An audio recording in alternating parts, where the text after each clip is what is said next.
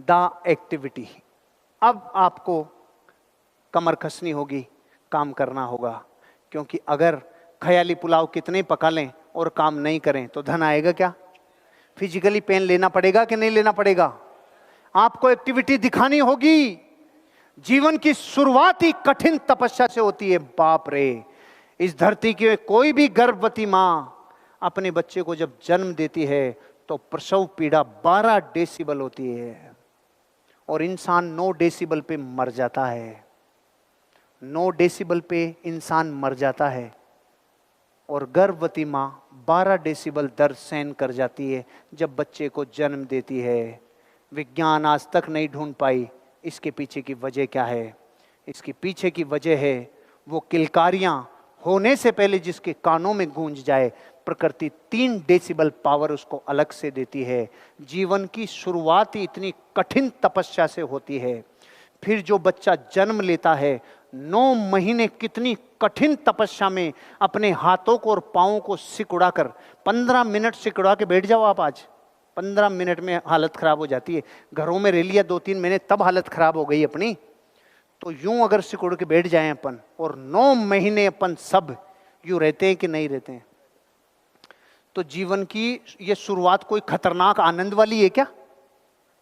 तभी तो आते ही बाहर चिल्लाता है बच्चा, आते ही मार्केट में आते बहुत तकलीफ दिया रे भाई। तो जीवन की शुरुआत ही, एंट्री बहुत खतरनाक है, एंट्री इतनी दुख तकलीफदायक है।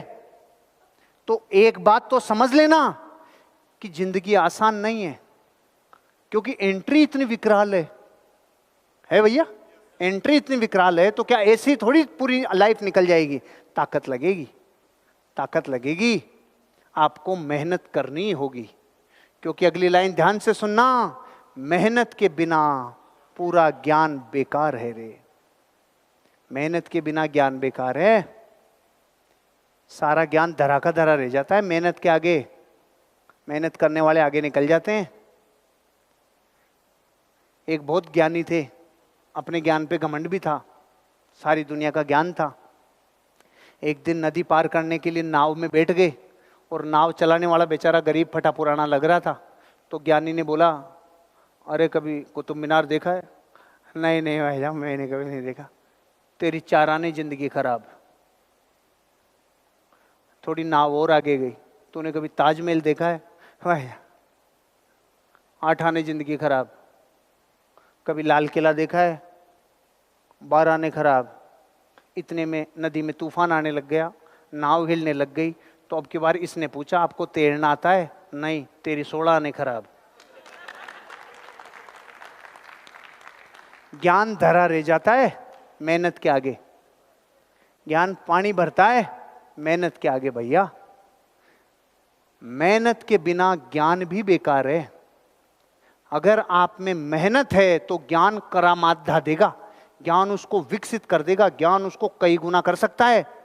लेकिन मेहनत के बिना तो मुंगेरी लाल के सारे हसीन सपने हैं। और भारत में ज्ञानी हर गली में 17 राय बहादुर है, 17 ज्ञानी हैं एवरेज भारत में। तो अब देख लो आप, 7-6 लाख गांव हैं, गांवों में कितनी गलियां हैं और 17 के हिसाब से इतने लोग हैं। ज्ञान पर्याप्त है, पर्याप्त से ज़्यादा है। और मेहनत के मामले में एक गुरु था, एक चेला था।